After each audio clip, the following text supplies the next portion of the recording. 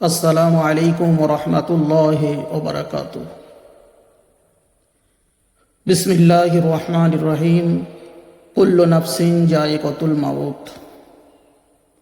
আমার আল্লাহ পাক কোরআন শরীফের ভিতরে বলেছেন, যার জান আছে তার মরণ আছে। তাই আমরা সকলেই মরণ পথের যাত্রী। কিন্তু আমরা কেউ একবার ভাবি না যে আমরা এই দুনিয়া ছেড়ে চিরবিদায় নেব। আমরা কেউ একবার চিন্তা করি না যে মরণ আমাদের খুব কাছাকাছি। কখন আমাদের মরণ হবে এই সময়টুকু আমরা কেউ বলতে পারি না। দুনিয়ার মোহে পড়ে দুনিয়ায় সব ভুলতে বসেছি। আমরা একবারও কি ভাবি যে আমরা দুনিয়া ছেড়ে চিরবিদায় নেব? আমরা একবারও কি চিন্তা করি এই দুনিয়া ছেড়ে আমাদের চলে যেতে হবে? আমি সামান্য একটা ঘটনা আমি আপনাদের সামনে তুলে ধরি, আপনারা বুঝতে পারবেন। আমি হঠাৎ করে একদিন রাস্তার ধারে দাঁড়িয়েছিলাম। হঠাৎ করে চোখ গেল এক কবরের দিকে, অর্থাৎ সেখানে কবরস্থান ছিল। মানুষটা মনে হয় বেশি দিন মারা যায়নি, অল্প দিনের ঘটনা। যাই হোক, কাঁচা বাঁশ, চারিদিকে পেপার লাগানো যাতে বর্ষায় মাটিটা ধুয়ে না যায়। আমার মনে হচ্ছিল যে খুব বেশি দিন হয়নি কবরটা। এই কবরে সালাম দিলাম আর মনে মনে ভাবতে লাগলাম, যিনি শুয়ে আছেন তিনিও তো আমার মতো একজন মানুষ ছিলেন। এই কবরে যিনি শুয়ে আছেন তিনি আমার মতো একজন মানুষ ছিলেন।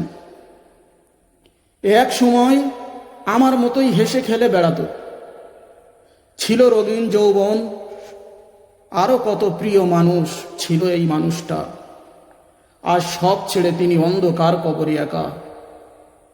ওহে মন, নিজের মনকে বারবার এই কথা বলছিলাম, ওহে মন, কিসের এত বড়াই তোর, কিসের এত আয়োজন?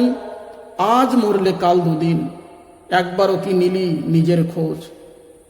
বারবার যখন মনে হচ্ছিল দুনিয়াতে সবার জন্য সব করলি, নিজের জন্য আজ কি করলি? মনের কাছে বিভিন্ন রকম প্রশ্ন জাগছিল। খালি হাতেই এসেছি এই ধরায়, আবার খালি হাতেই যেতে হবে আমাদের শেষ যাত্রা। 3 টুকরা সাদা কাপড়ের ছাড়া আর বাড়তি কিছুই নিয়ে যেতে পারবো না।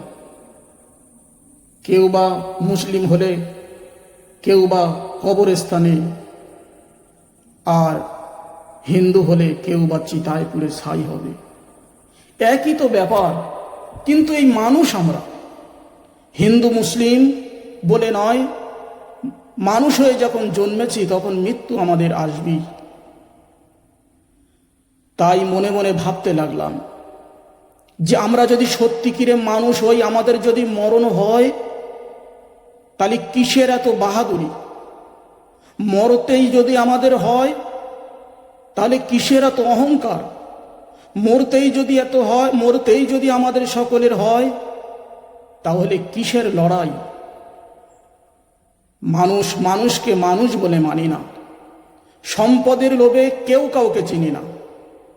এমনও শোনা যায় সম্পদের লোভে, অর্থের লোভে ভাই বোনকে চেনে না, বোন ভাইকে চেনে না, মা সন্তানকে চেনে না, সন্তান মাকে চেনে না। এই সমস্যা আমাদের সমাজে আজকে। আমরা যদি মরণের ভয় আমাদের সকলের যদি মনে থাকতো, আমার মনে হয় মানুষ এই নিয়ে এত মাতামাতি করতো না। বলেন ভাই, আমরা সকলেই তো মারা যাব, সকলেই তো দুনিয়া ছেড়ে চিরবিদায় নেব। তাহলে আমাদের মধ্যে এত বিবাদ কেন, এত ঝামেলা কেন?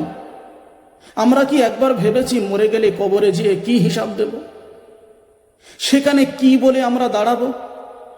আল্লাহর ফেরেশতারা যখন প্রশ্ন করবে, কি সওয়াল জবাব করবে, সে ব্যাপারেও আমরা কি একবারও চিন্তা করেছি? একবারও ভাবি নাই, একবার মনের কোণে জায়গা দেই না।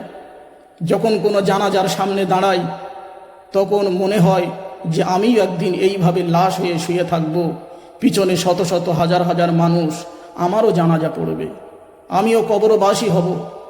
কিন্তু যখন কবর ছেড়ে চলে আসি তখন আর কেন আমাদের মনে থাকে না? কেন আমরা যদি মরণের কথা ভাবি তাহলে কেন নামাজকে ছেড়ে দেই, কেন রোজাকে ছেড়ে দেই, কেন মানুষকে মানুষ বলে মানি না, কেন মানুষের ওপরে অত্যাচার করি, কেন দুনিয়ার বুকে খারাপ আচরণ করি? আমরা সকলেই তো মানুষ, সকলেই একদিন এই দুনিয়ার মায়া ছেড়ে চলে যাব। তখন কিন্তু কেউ আমাদের কাছে আসবে না। যতই বন্ধু বান্ধব, আপন জন, ভাই ব্রাদার সব দূরে সরে যাবে, কেউ আমাদের আপন হবে না। আপন হবে কে? প্রিয় নবী মুহাম্মদুর রাসূলুল্লাহ সাল্লাল্লাহু আলাইহি ওয়াসাল্লাম। তাই সকলের কাছে অনুরোধ, সকলকে যেন আল্লাহ পাক হেদায়েত দান করেন। আমিন।